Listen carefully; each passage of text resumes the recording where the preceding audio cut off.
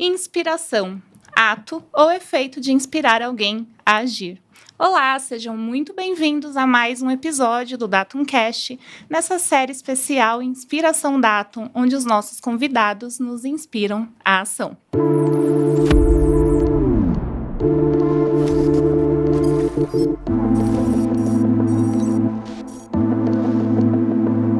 Eu sou a Daiane Câmara, atuo como Account Manager aqui na Datum, e hoje eu tenho a honra de ter aqui dividindo o espaço comigo ninguém mais, ninguém menos que Alexandre Zanetti, que é fundador e também CEO da Datum.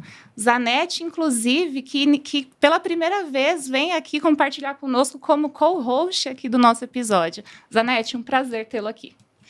Prazer é meu, Dai. Estou muito feliz de estar aqui. Tenho certeza que vai ser um episódio inspirador mesmo. Também tenho certeza. E para começar a falar do nosso convidado de hoje, tudo começou com um sonho. O cobrador de lotação se tornar diretor de tecnologia. E não é que deu certo? Com muito trabalho, estudo e dedicação, nosso convidado fez do sonho um objetivo e do objetivo realidade. Ele chegou a ouvir: "Você sonha demais". Era fácil ter desistido? Sim, mas ele optou em resistir. Há 18 anos vem construindo sua carreira na TI e foram muitas etapas, desde estagiário, desenvolvedor, especialista, coordenador, gerente e agora diretor, em todas diferentes empresas, sendo Accenture, Rede, Nuvenshop, Núclea e Fiserv, onde ele está atualmente num novo desafio. O seu lado profissional, ele equilibra ali com o lado de pai e marido. Uma curiosidade, ele também é músico e maestro da orquestra da igreja que frequenta. Hoje ele vai nos contar como conduz sua carreira, seu time, seus projetos, seus planos para o futuro e muito mais. Raul Marinho, seja muito bem-vindo ao Inspiração. Muito obrigado, um prazer estar com vocês aqui, Dai, Zanetti, pelo convite e com essa introdução tão impactante. A gente, como eu mencionei, né, às vezes a gente escutando o que falam da gente é muito importante para fazer toda essa retrospectiva. É um prazer estar aqui com vocês. Prazer é nosso, Raul. Prazer é meu, Raul. Seja muito bem-vindo. E começando, na verdade, tu começou muito cedo, né, trabalhando lá. Eu queria aproveitar e te perguntar duas coisas. Primeiro, as tuas origens e em que momento a tecnologia começou a se tornar o teu sonho? Boa, vamos lá.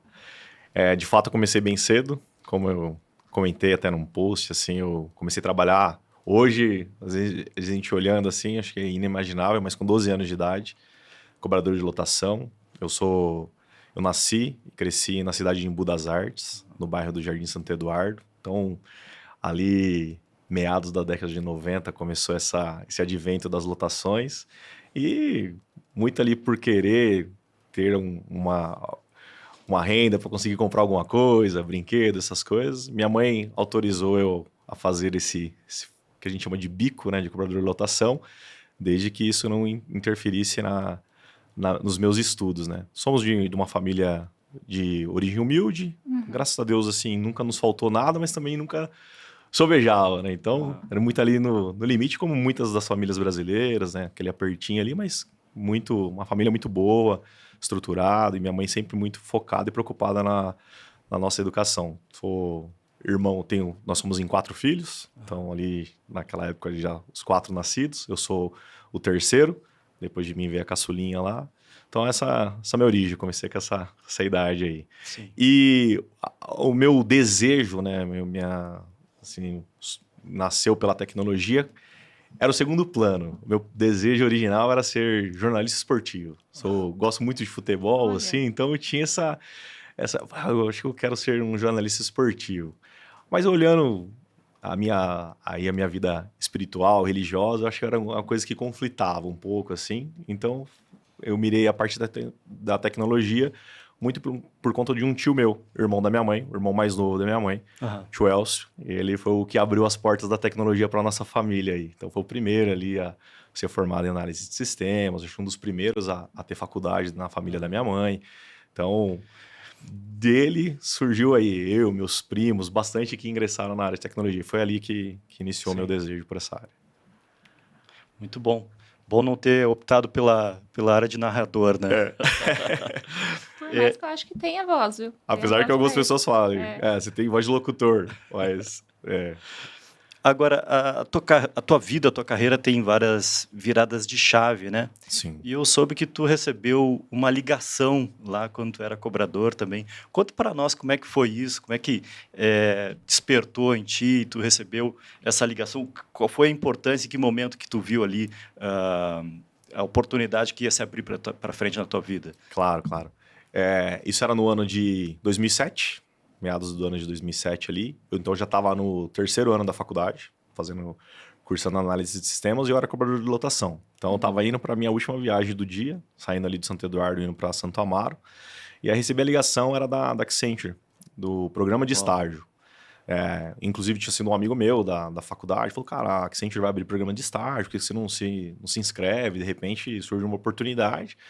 E a linha para mim era muito intangível, assim, achei muito inimaginável. Mas aí quando veio esse convite, começava a virada de chave de fato ali. Uma ligação que de fato mudou minha vida, né? Então, há 18 anos atrás, e mudou completamente a minha trajetória, a minha história. Aceitei aquela ligação, aí já participei do processo de estágio da Accenture, foi mais ou menos um mesinho e pouquinho ali o processo seletivo, até fazer todas as provas, algumas coisas assim, e depois aí entrei como estagiário na Accenture e comecei a minha jornada na área de tecnologia. Legal. Foi ali. Bacana. E eu imagino, Raul, que com essa passagem ali de 8 anos, né, que você teve ali em consultoria, que você deve ter vivido muitos projetos importantes, difíceis, em diferentes clientes ali também. Conta pra gente quais foram os seus maiores aprendizados nessa época. Sim.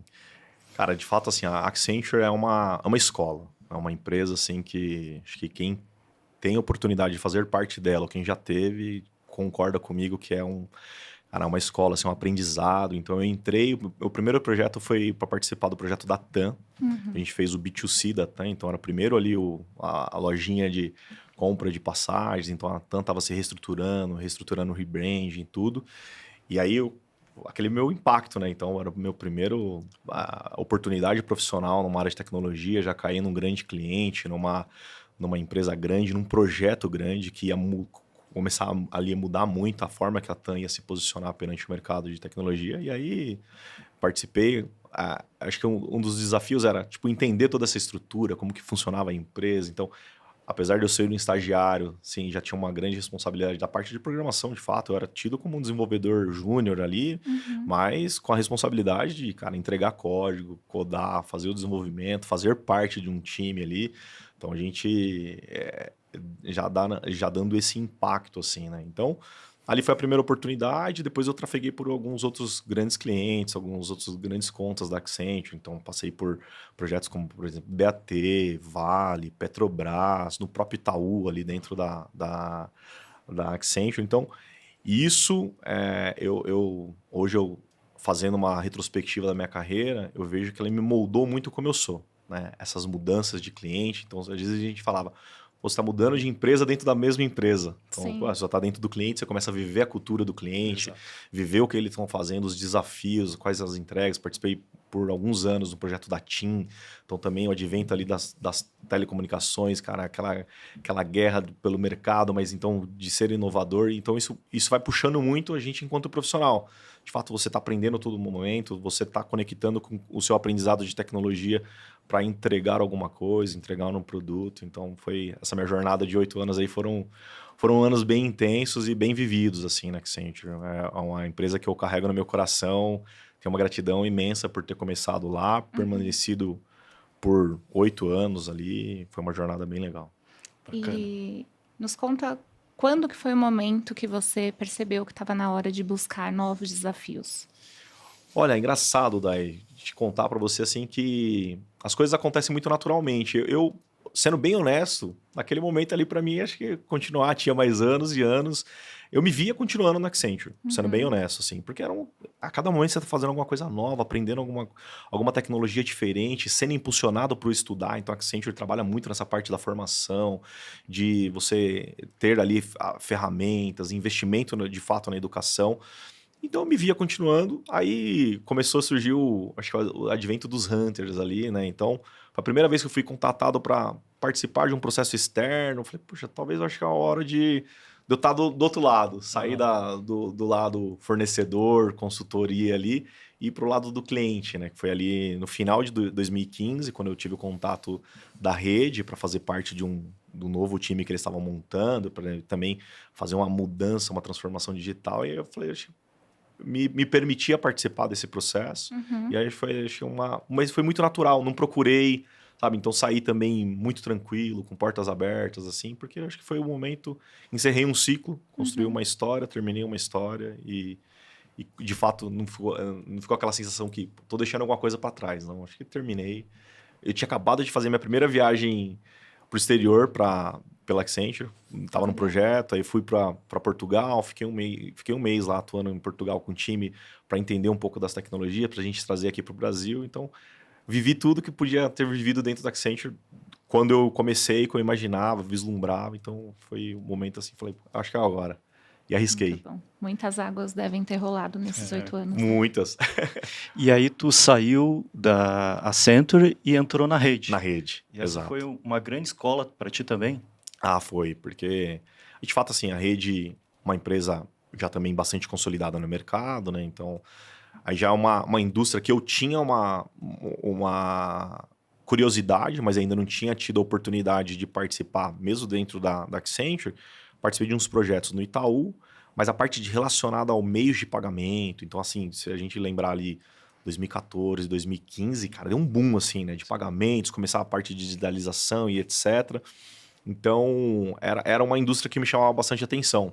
E eu via que era uma indústria que puxava muito a parte de inovação. Então, de fato, foi uma escola. Entrei ali numa mudança também, numa transformação de cultura, porque já era uma empresa consolidada, mas que, cara, toda empresa constrói sua história, eu acho que tem que ir respeitando o que foi construído e pensando para frente o que precisa mudar, as peças que precisam ser trocadas, adicionadas, e eu fui uma dessas que entrei nesse momento de transição. A gente sai de um patamar que a rede chegou até agora e a gente quer buscar, ainda mais que o mercado de meios de pagamento é um mercado muito agressivo, né? Muito competitivo, né? Agressivo no bom sentido, assim, muito competitivo, então quem se inova mais, quem se transforma mais, permanece no topo. E era um momento também de virada para a nuvem, né? Exato. Foi começo ali, né? Olhando... Então, a rede é uma empresa do Grupo Itaú. O Itaú ele tem o maior data center da América Latina, né? Então, tinha feito um baita no investimento ali, CTMM, etc. Isso aí tudo público, né? Aquele momento ali. E começou o advento da cloud pública, muito mais forte ali naquele princípio na AWS. Perfeito. Mas então tinha essa resistência ainda, né? Cara, pô, o Itaú tem o maior data center, por que a gente vai para uma cloud? Por que a gente vai para um data center de uma infraestrutura pública, etc? Ainda mais parte regulatória, pagamentos e etc. Então, foi uma jornada ali também de uma mudança de mindset, uma quebra de paradigma. E a gente, cara, tava... Aquilo que a gente fala, né? Momento certo, na hora certa, no lugar certo. E eu tava no momento certo, na hora certa. Eu imagino que esse projeto de virada para a nuvem também foi um grande case, né? Foi. Acho que é um dos principais da minha carreira. Conta para nós um pouquinho como é que foi isso. Claro. Foi um dos principais da minha carreira. Então, eu entrei no final de 2015, setembro de 2015, permaneci ali, a gente ainda atuando muito no on-premise, fazendo transformação dos canais digitais da rede, até final de 2016, quando a gente toma a decisão, fala, cara, a partir de 2017, tudo que é, pelo menos, relacionado aos canais digitais da rede, vai para a AWS. Conseguimos aquele aval ali junto com a arquitetura do banco e etc., com a infraestrutura corporativa. Então, aí foi essa participação. Então, início de 2017, aí parte, cara, montagem de time, ensino das pessoas que já estavam ali para poder aprender a respeito da cloud, dos serviços, das arquiteturas e etc. Então, vivi esse momento e foi uma jornada ali que a gente chama de um programa, né? Cara, foi de basicamente, Zanetti, 2 anos ali bem trabalhados, bem intensos, para transformar toda a parte dos canais. Então, portal, os aplicativos, eles tinham divergências de informação. Então, o cliente, por exemplo, você enquanto lojista rede, quando você ia fazer a sua gestão ali de vendas, por exemplo, no canal web, você tinha uma visão diferente do que você via no app. E isso gerava diversos problemas, assim, do ponto de vista de gestão, de imagem, Sim. clientes com sensações ruins, de informações divergentes. Então, a gente organizar organizar os dados, organizar a forma que o cliente fazia a gestão dos seus estabelecimentos, criar autosserviços. Antes os clientes muito ali ainda resolviam suas dores pela central de atendimento, telefone, etc. Então, cara, vamos começar a trabalhar, olhar o mesmo viés que o banco já tinha do lado do PF, com o aplicativo do Itaú, é um dos melhores de PF. Ele começou a dar um olhar sensível para o PJ. Cara, tratar o PJ como um cliente final, como ele deve ser e que ele é, e colocar o cliente no centro de tudo. E isso aí, cara, transformou muita coisa. E aí começou ali em 2017, permeamos ali. Quando foi, a gente olha para o final de 2019 e fala, puta, a rede inteira do que diz respeito à parte de canais digitais já era 100% cloud. E parece que foi um projeto até muito maior do que nuvem, né? Toda uma transformação. Muito maior, cara. É o que eu falo, né? Tecnologia é o meio para você atingir um fim, né? Sim. Mas, cara, tudo isso, por exemplo, envolve as pessoas, né? Então, Também. mudança de cultura, mudança de E mindset. nessa época você já era líder. Já. Desde o início de 2017 eu me tornei coordenador lá na rede. Então tinha algumas squads sobre a minha gestão. Então fazia um modelo meio que híbrido em termos de pessoas que eram funcionários da rede, parceiros nossos que expandiam o time, né? Fazia squads estendidas. Então também a gente fazia a gestão desses colaboradores ali dos outros parceiros que nos ajudavam. Então desde o início de 2017 eu já era coordenador, gestor de pessoas. Mas um dos negócios que eu falei é assim, aceito o desafio de ser gestor, mas não me afastar da tecnologia, né? Que é isso que cara, é o combustível da minha alma, assim, né? Então, do ponto de vista de carreira. Deu certo. Deu. E você falando de desafio, né? A gente sabe que todos os desafios técnicos, eles nos trazem também desafios pessoais. Como você mesmo disse, citou mudança de mindset, mudança de cultura. Conta pra gente ali a sua fórmula. Qual que é a sua abordagem com os seus times quando você tem que trazer essas mudanças à tona? Legal. É difícil, assim, ó. Eu virei gestor do time que eram os meus pares, né? Então, isso é muito engraçado. Um dia você é par, no outro dia você é gestor. E, naturalmente, assim, acho que isso é muito nosso, do ser humano, assim, tem uma mudança. Sim. Por mais que você não queira mudar, tem uma mudança no tratamento, na forma que você lida. Então, às vezes, uma cobrança que era natural de par para par, ele passa já a ser uma cobrança de gestor para liderado. Mas algo que eu procuro manter até hoje, nesses aí, são 8 anos de gestor mesmo, é uma gestão próxima, sabe? Da conversa, cara, de entender o que está acontecendo, seja dificuldade, seja facilidade, tentar enxergar o que cada um tem de potência mesmo, assim. Potencial todos têm, mas tem uns que eles se destacam para, cara, ele vira uma força motriz. Então, você usar esse potencial do colaborador no momento certo, você alavanca muito ele.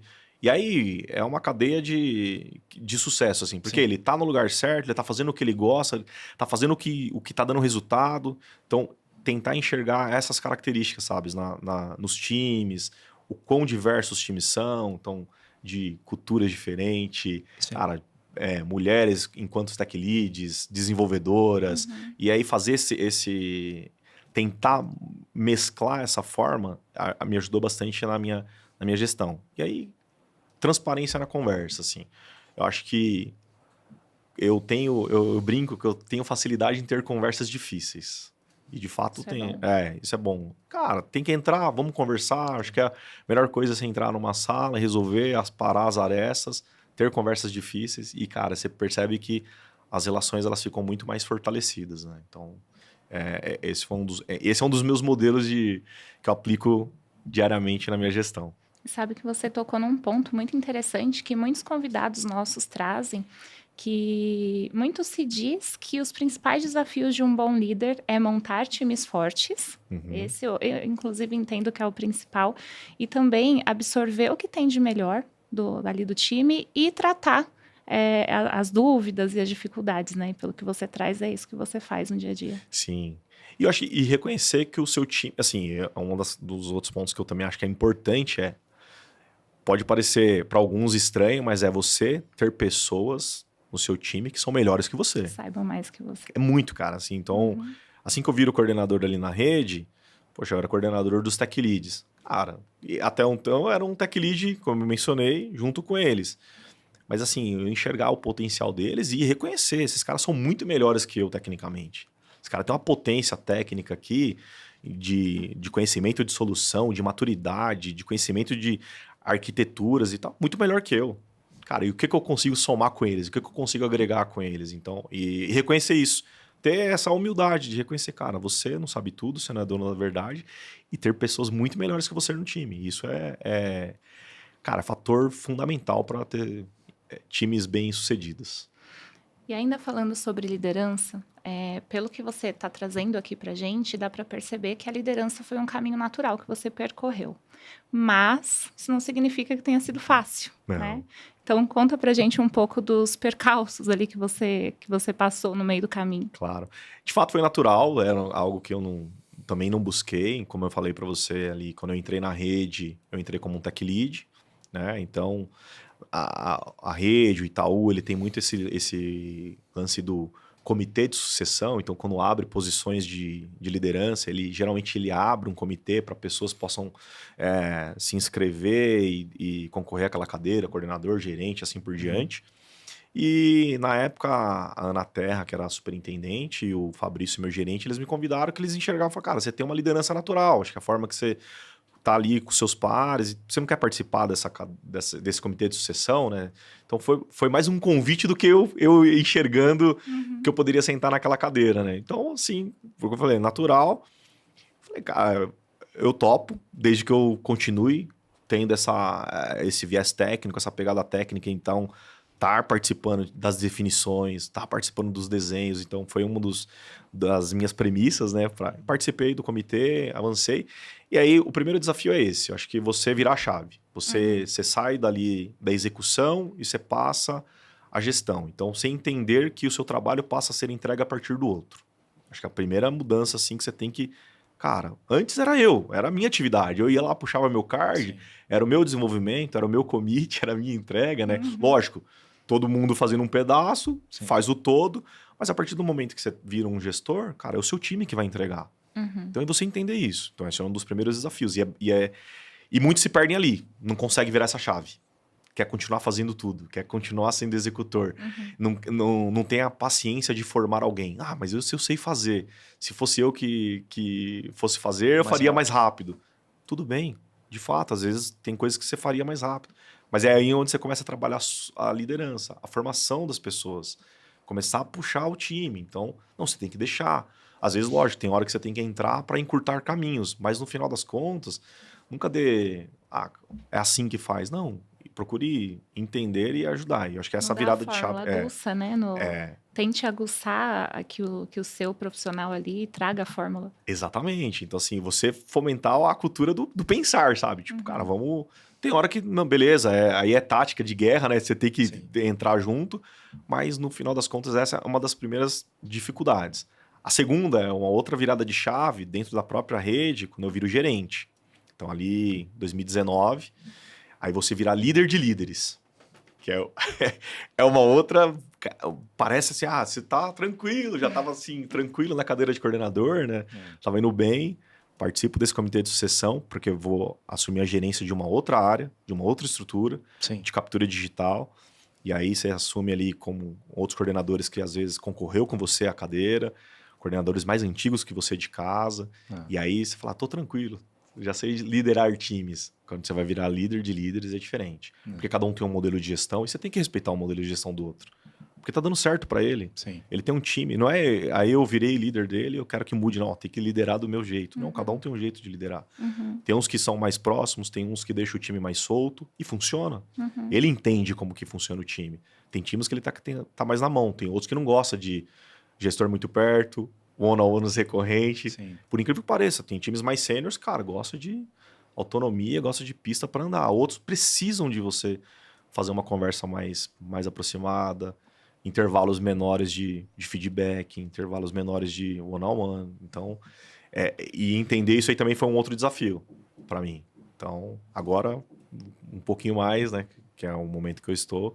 Cara, aí já é líder de líder de líder. Eu já estou na liderança mais sênior ali. Mas né? pegando esse gancho de líder, de líder, de líder, tu traz uma inspiração aqui, né? Que fala o seguinte, o ponto crucial no plano de carreira não é exatamente aquilo ali que está escrito, os papéis, as responsabilidades, o que tu precisa ali para crescer, mas sim a atitude que tu tem, né? Porque o líder, ele também tem que ter uma visão e assumir responsabilidades, assumir espaços, né? E para isso precisa de atitude, né? Então acho que o principal ponto, né, do plano de carreira e que inspira é essa atitude que tu demonstra aqui conversando, né, que sempre teve e que te ajudou a ir para frente. Concordo, Zanetti. Concordo que acho que a atitude, você agir, né, quando você percebe alguma coisa que precisa mudar a rota, você, cara, agir de fato. Aqui eu tenho que entrar para atuar, seja numa conversa um pouco mais franca, um pouco mais dura, mas o agir. Então, se você ter essa atitude... Não ter medo de conversas difíceis, como Exato. tu falou. Porque assim, eu falei assim, quando você... Um time de tecnologia tem muito disso. Acho que vocês estão bastante acostumados de conversar com vários líderes, né? Com várias pessoas de várias indústrias. Então, times de tecnologia tendem a ser times que têm um conhecimento muito aprofundado. Então, cara, naturalmente o ego também é um pouco exacerbado. Então, às vezes, de você estar numa posição... Porque nessa hora de, às vezes, líder, liderado, gestor... Então, tem muito os egos se conflitando. E faz parte, isso acontece. Tanto, às vezes, você, enquanto gestor, ver um líder que ele não um liderado que ele não gosta ali muito de ouvir, de mudar um pouco a forma dele atuar, quanto quem tá do outro lado ouvindo fala, pô, esse cara conhece menos do que eu e tá querendo me dar tá querendo me dar o caminho das pedras aqui, eu sei muito mais do que ele, e faz parte. Então, acho que esse é o ponto. Do agir, mas nunca ter medo, sabe? Tipo, algumas coisas que você percebe quando você faz retrospectiva, o que poderia ter sido melhor, geralmente é ter feito algo e não feito diferente. Às vezes é a inércia que, tipo, te deixa ali e fala, cara, podia ter feito isso, né? E eu acho que esse é o ponto, agir, atitude, conversas, e acho que ajuda bastante.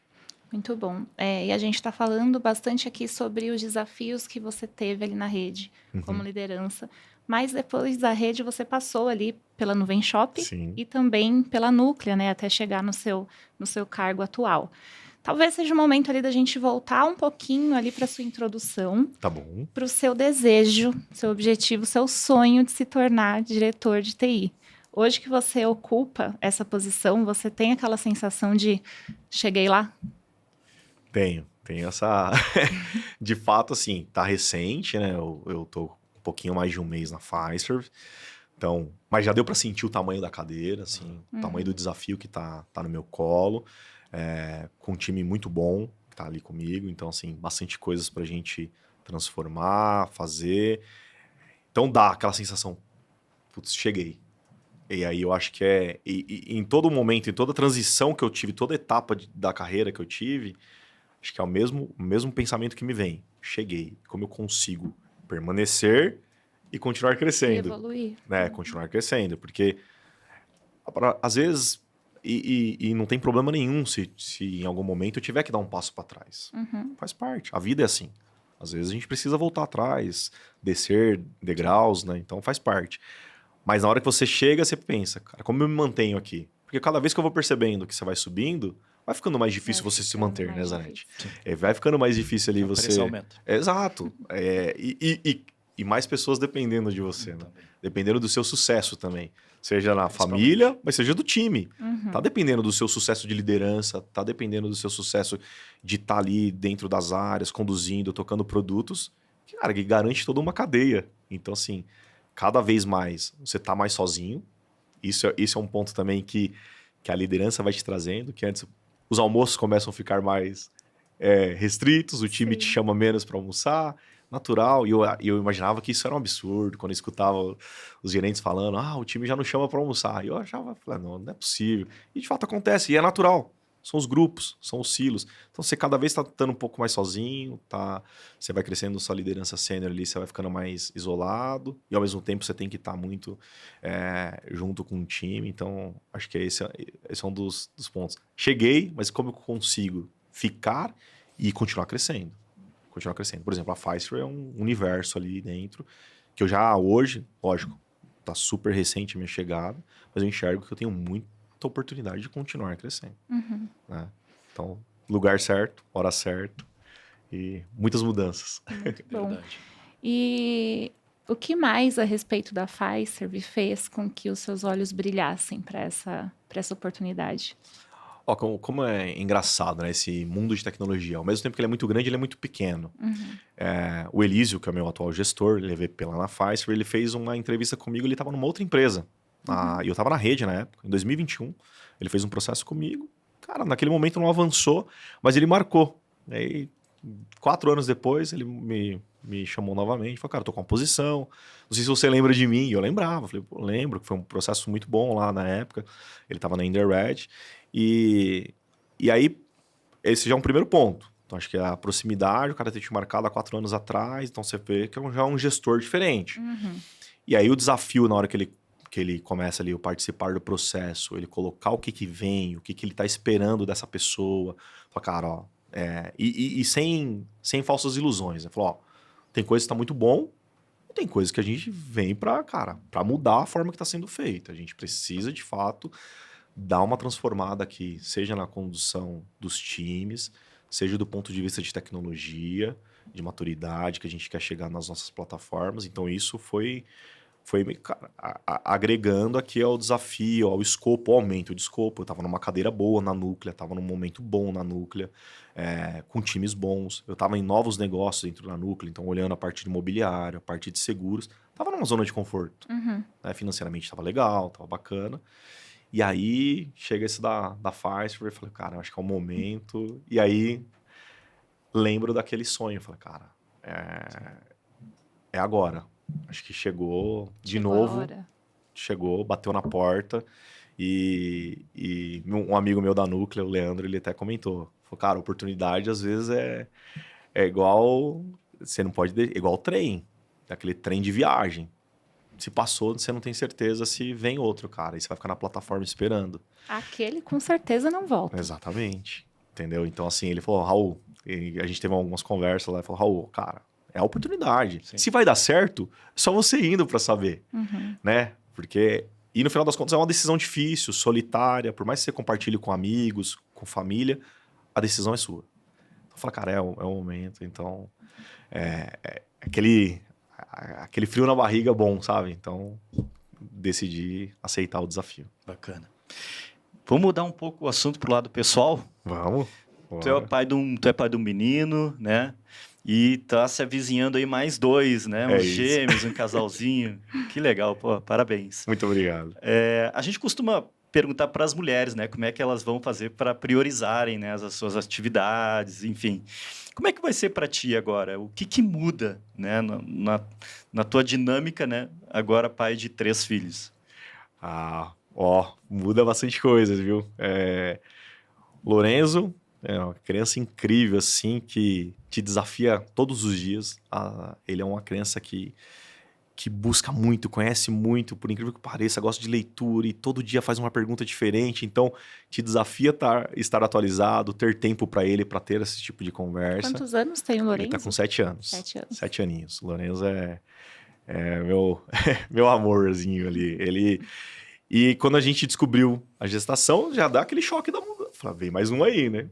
E daqui a pouco descobre que são 2. Falei, cara, que mudança assim abrupta, né? Então, de 1 passa para 3. E a gente já tá ali meio que tentando entender como é que vai ser essa dinâmica. Hoje a gente mora numa cidade do interior, então, como eu falei, eu era do Embu, hoje eu moro em Dayatuba, venho presencial todos os dias para Fiserv.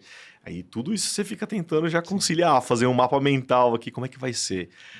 Mas olha, se eu falar para você que eu imagino como é que vai ser essa loucura, eu não consigo ainda te cravar, assim. Eu sei que vai ser aquela loucura boa, né? Assim, casa cheia. Sim. Eu falei, eu venho de uma família de 4 irmãos, então não vejo a hora ali de ver os rostinhos e tal. Sei que tem os desafios, Sim.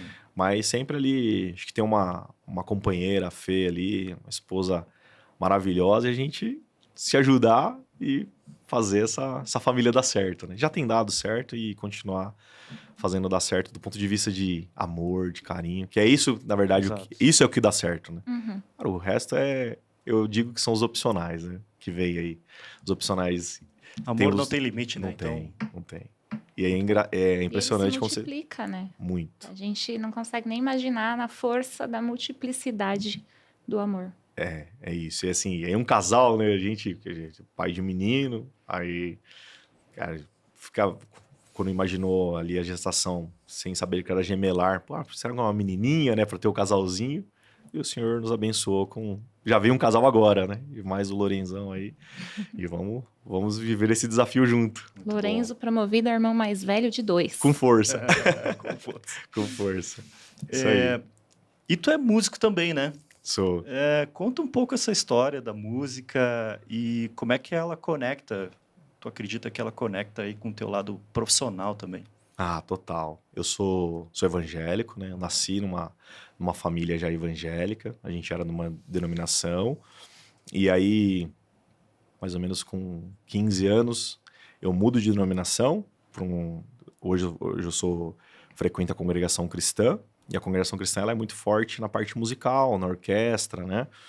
E um amigo de escola meu, de infância, me convidou. Eu já era da Assembleia de Deus, eu fiz. De primeiro impacto, assim, a primeira ida na congregação, a orquestra já me convidou, assim, né? Cara, brilhou os meus olhos, assim, aquele sentimento. E eu tinha tentado ser músico na Assembleia, não havia conseguido. Aí na congregação deu certo, então ali consegui me tornar músico, toco saxofone. Legal. Comecei ainda, era solteiro, já namorava a Fê, mas eu ainda era solteiro. E a música é essa parte, assim, que ela mistura muitas coisas. Ela mistura a emoção, de fato, que é o sentimento, né? A definição da música é isso, né? É a arte de expressar os diversos afetos da alma mediante o som. Essa é a definição da música. Só que tem uma técnica por trás, né? A técnica do aprender, a técnica do executar, contagem, tempo, né? Ritmo. E assim, quando você para e olha a música, é a vida. Sim. Cara, altos, baixos, forte, fraco, pausas, silêncio, muito barulho, né? Então, a execução. Então, e isso eu consigo conectar em vários aspectos da minha vida, assim, seja pessoal, a minha vida espiritual e profissional. Justamente isso. Tem hora que a sua vida profissional ela tá mais calma, tá num trecho mais calmo, mais melódico, harmonioso. Tem hora que dá um silêncio, assim, você não sabe o que fazer, o que vem no próximo trecho. Aquela pausa, assim, né? Aquele medo que te dá aquela ansiedade. Daqui a pouco, um trecho muito forte, intenso, cara, você não consegue respirar, tem que executar muito rápido, você não tem tempo para nada. Então, de fato, se a gente olhar para a vida, ela se reflete na música, numa partitura, né? Que é o criador que tá compondo, né, a melodia da nossa história ali, então eu consigo conectar tanto o lado pessoal quanto profissional. E aí, na congregação, aí depois nós nos casamos, eu e a Fê, a gente vai fazer já 16 anos de casado, e na congregação ela tem, o cargo se chama assim, encarregado de orquestra, que é um maestro, que é responsável pela orquestra, e desde 2014, final de 2014, eu exerço esse cargo na minha orquestra ali, então é uma comum congregação menorzinha ali, pequena, no bairro ali em Budas Artes, mas a nossa orquestra tem mais ou menos uns 20 músicos, e aí é isso, aí eu trabalho a outra parte da formação, do ensinar crianças, do ensinar adulto. Tem idade para aprender? Não tem. Desde muito novinho até já ensinei idosos e aprende, sabe? Então, é isso que você começa a trabalhar também, a paciência, a formação, entender que cada um tem um tempo. Você aprende de um jeito, eu aprendo de um, você aprende de outro. E entender isso, eu consigo trazer para várias esferas da minha vida. Olha como que linka, né? Essa parte da música, da paixão. Ali você também faz uma gestão, né? Faz. De tudo. É isso que E eu ia leva. comentar, o quanto ele leva a sério esse projeto de vida pessoal fora também do trabalho, né? Uhum. E isso produz resultados, né? Isso reenergiza, isso dá a oportunidade dele tomar um fôlego também e Muito. voltar para essa área profissional, né? E de novo com energia para que é necessário, né? Completamente. Porque a semana te suga, né? Do ponto de vista de com energia. certeza. E aí tu vai lá e toma Exato. mais um pouco de energia e volta. Cara, e assim vai. Você descreveu perfeitamente, assim. A semana, geralmente, de fato, é muito intensa. E é bom, tem que ser. E aí, por exemplo, esse final de semana aqui, participei de alguns ensaios, né? Então, tava junto com a orquestra ali, um ensaio mais local, que foi da minha comum. Aí, nos domingos, ensaios regionais, que são ensaios maiores, com 200, 300 músicos, assim. De fato, você recarrega, você desliga, você se reconecta. E aí, você começa a semana E a importância também desse desenvolver o lado espiritual, né? muito. De ser. É bem importante que a gente dê atenção ao lado espiritual. Ali é a oportunidade também da gente se desenvolver como pessoa e melhorar como pessoa, observando o que a gente tem de gaps, né, para se desenvolver.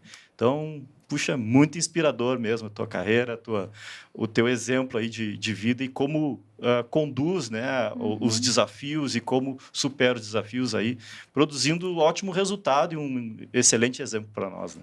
Boa. Muito bom. E a gente está falando aqui de vida pessoal, que eu particularmente adoro falar, mas eu sei aqui que do meu lado tem um cara que se formou em desenvolvedor, que é bastante técnico, assim como você também disse que gosta muito dessa Sim. parte técnica. Você quer fazer mais alguma pergunta técnica para eles, Anete? Agora é a hora. Se tem alguma aí na manga, a hora é agora. Muito bem. Aquela virada no modelo de fábrica de software, né, com muita documentação e processos pesados, né? Como é que foi a virada para metodologias ágeis, né? O que tu ganhou de valor, né, virando para metodologias ágeis e o que contribui, o que tu acha que teve de bom nesse novo modelo? Cara, assim, muitos fatos importantes nessa mudança. Acho que, de fato, assim, a gente, cara, permeou por uma indústria que estava consolidada, né? A gente até comentou antes daqui sobre CMMI e etc., documentações importantes, mas em muito momento você começava a perceber que o processo estava onerando o resultado. Tá? Muito processo para pouca entrega, pouco resultado. E eu acho que o ágil veio para equilibrar as coisas. Tem uma organização, continua tendo um processo. O ágil não é bagunça. Muitas pessoas acham que o ágil não tem mais documentação, ninguém mais não faz mais uma gestão de conhecimento, e não é isso. Mas é gerir de fato o que entrega valor. Claro. Então, sim, gerar documentações que entregam valor, você enxergar que você precisa fazer entregas mais rápidas. Então, aumentar a sua cadência de entregas, projetos menores, assim, que antes a gente falava, projetos de 6 meses, 1 ano era normal. Eram projetos pequenos, sim, de 1 ano. Hoje não, hoje é inconcebível você falar que você não gera uma release, por exemplo, a cada sprint. Então mudou, né? Acho que o mundo está te puxando para isso. E aí eu acho que é essa mudança. Fazer mais em menos tempo, mas com qualidade. Perfeito. Mantendo qualidade. Então essa acho que foi a grande virada de chave, sabe, Zanetti? E falar para quem está aí, né, fazendo talvez essa transição, porque por incrível que pareça, 2025 ainda tem empresas que também não estão maduras de fato nos seus processos de ágeis e etc. Cara, ágil não é bagunça. Sim. Né? É importante frisar isso. Exato. A ágil precisa continuar tendo, de fato, uma gestão, uma organização. Você muda a forma mas você mantém a organização, porque tudo bem, tem momentos que tem caos, mas até o caos você consegue ter o mínimo de organização, porque daí você enxerga o final do caos. Você enxerga o final e fala, cara, entregamos valor mediante a isso. Boa. Muito bom. Raul, e se você... Aqui no nosso quadro tem muitas pessoas iniciando na carreira de TI que nos escuta. Legal. Tem pessoas que estão fazendo transição de carreira e muitas pessoas também que estão iniciando suas carreiras de liderança. Então, se você pudesse deixar uma dica, um conselho para quem está iniciando, para quem está fazendo essa virada de chave de técnico para gestão de pessoas, qual seria? Olha, assim, conselhos existem muitos por aí, tá? E muitas, às vezes, falam, não precisa mais estudar, não precisa mais... o mundo mudou e etc. Mas eu sou do tipo de pessoa que acredita muito na educação. E a educação tem de várias formas, né? Aquela mais formal, por exemplo, numa sala de universidade, faculdade. Mas tem várias formas de você se formar. Então, principalmente pessoa que está entrando na área de tecnologia, fazendo uma transição que seja, cara, busquem boas fontes de conteúdo. Tem inúmeros, assim, ferramentas muito boas, podcasts muito bons que te dá um norte, dá um caminho para você saber que caminho perseguir. Então, bons profissionais que te dêem conselhos de fato que vai agregar na sua carreira. Então, transição. Meu irmão, por exemplo, recentemente ele fez transição de carreira. Ele é mais velho que eu, mas ele entrou na carreira de tecnologia bem mais agora, 4 anos. Então, é possível também. Tem dificuldade? Tem, mas para as pessoas não desistirem. Porque, assim, nãos vêm a todo momento. É difícil você encontrar o sim. Exato. Né? É difícil você encontrar o sim. Então, não desistir nos nãos. Os nãos vão vir. Mas ter resiliência, ter tranquilidade. E eu acho que esse é um dos principais conselhos que eu dou. E estudar. Estudar, de fato, assim, em vários aspectos. Leitura, cursos curtos ali para aprender uma nova tecnologia. Por exemplo, IA, né? A gente conversou pré-podcast aqui, a gente estava falando bastante sobre IA. Então, cara, entenda o que está acontecendo. Procure entender para onde o mundo está caminhando. Eu acho que é isso, sabe? Seja um curioso. Seja igual ao Lorenzo. Um curioso, sabe? Ser curioso. Eu queria ser mais curioso igual o Lorenzo sabe? Então, assim, para quem está começando, para quem está transitando, para quem está assumindo uma cadeira de gestão, de líder, seja curioso. Não tenha vergonha de não saber alguma coisa. Acho que esse é um dos principais pontos, assim. Boa. Muito bom. E a gente está caminhando aqui para o final. Zanetti, tem mais alguma pergunta? Posso caminhar aqui para o nosso bate-bola? Pode sim. Agora é o momento, Raul, que a gente chama de bate-bola. Legal. Que é aquele momento em que te faço uma pergunta e você responde com a primeira coisa que vem à mente. Tá bom? Preparado? Vamos lá. Bora. Qual a sua maior conquista? Família. A minha família, assim, a minha esposa, a minha casa, acho que essa é a maior conquista, assim, é o primeiro de tudo. Que sustenta todas as outras que eu tenho conseguido. Perfeito. Qual o seu lema? Respeito. É algo que, assim, é primordial para mim, todos os tipos de relação. O respeito, sabe? Tipo, o respeito, quando fala, de fato, na educação, no simples, assim, é o respeito. Não admito ver alguém ser desrespeitado. Tá? Muito bom. Nos conta uma coisa que você detesta. Olha, eu vou conectar com o que eu falei anteriormente. Eu não suporto, assim, detesto ver alguém desrespeitando algum outro. Seja qualquer coisa, assim. Um garçom, alguém desrespeita um garçom, um motorista de ônibus. Eu era cobrador de lotação. Vivi muitas situações nesse sentido, porque, cara, é estressante ali, tá lotado. Sim. Então, acho que é algo que eu não tolero, assim, sabe? O desrespeito, a intolerância, preconceito, assim, é algo que me incomoda muito. Poucas coisas me incomodam, mas isso é um... Isso você realmente detesta. Muito. E agora, nos conte o que te inspira a ação. Ou quem te inspira a ação. O que me inspira é saber que você está aqui no mundo e você tem a oportunidade de transformar vidas. Por exemplo, eu na igreja, com os meninos ali que eu estou num bairro carente, às vezes eu tirar uma criança que ele poderia estar exposto, por exemplo, ao crime, às drogas, e eu trazer ele para dentro da igreja e ensinar uma música e eu vou formar um adulto diferente. Então, isso me inspira. Eu sou agente de transformação. Cara, seja na tecnologia, seja na religiosidade, como cidadão. Então, isso me inspira a ação, sabe? Transformar vidas, assim. E nesse contexto, quem te inspira a ação? Poxa, tem alguns exemplos, assim, mas eu vou citar um que acho que merece ser lembrado aqui. Meu saudoso pai. Meu pai, ele nordestino, veio lá do Pernambuco e, assim, ele enfrentou bastante coisas e ele dedicou a vida dele a transformar crianças, por exemplo, carentes, assim. Meu pai morou em favela e eu visitava, meus pais são separados desde que eu tinha 6 anos. E eu falava, mas por que ele mora aqui? Ele não precisa estar morando literalmente numa favela, num barraco assim. Mas por que ele está morando aqui? E era para transformar aquelas crianças, sabe? Com a palavra de Deus, com o evangelho. Rapaz, não, mas eu tenho que estar aqui com eles. Eles precisam me enxergar como um deles. E aí eu trago esse exemplo muito forte em mim. Às vezes parece que não, mas do nada vem, brota uma semente, assim, uma lembrança. Fala, puxa, ele colocou isso em mim, moldou meu DNA nesse aspecto. Então, ele é a minha inspiração, provavelmente eterna. Com certeza. Que legal. Acho que Muito nesse bom, parabéns. episódio de hoje o Raul nos mostrou que sonhar grande não é maluco, né? Não. É coragem. E o quanto você batalhou ali para chegar no seu sonho e agora está vivendo esse momento, né? Com muita maestria. Eu fiquei realmente muito inspirada com esse episódio.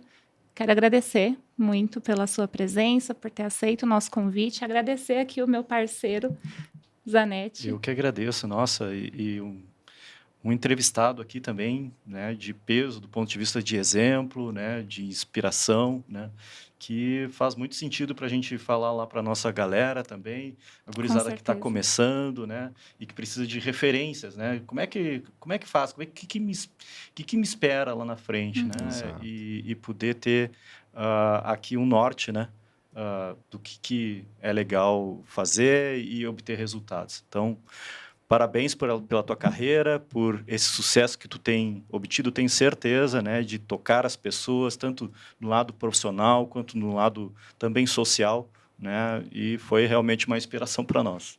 Eu que agradeço Obrigada, vocês, Raul. assim, pelo convite. Muito gostoso esse bate-papo. Passou muito rápido, assim. Verdade. Acho que E vocês também, com essa ação de vocês, né? De trazer convidados, de compartilhar histórias, porque alguém vai se enxergar no outro, né? Uhum. E eu que agradeço a oportunidade de poder compartilhar um pedacinho da minha trajetória, da minha história com vocês. Estou muito feliz de ter participado junto com vocês. Vamos Nós fazer um também. brinde, então? Vamos. Claro. No episódio? Perfeito. Muito obrigado.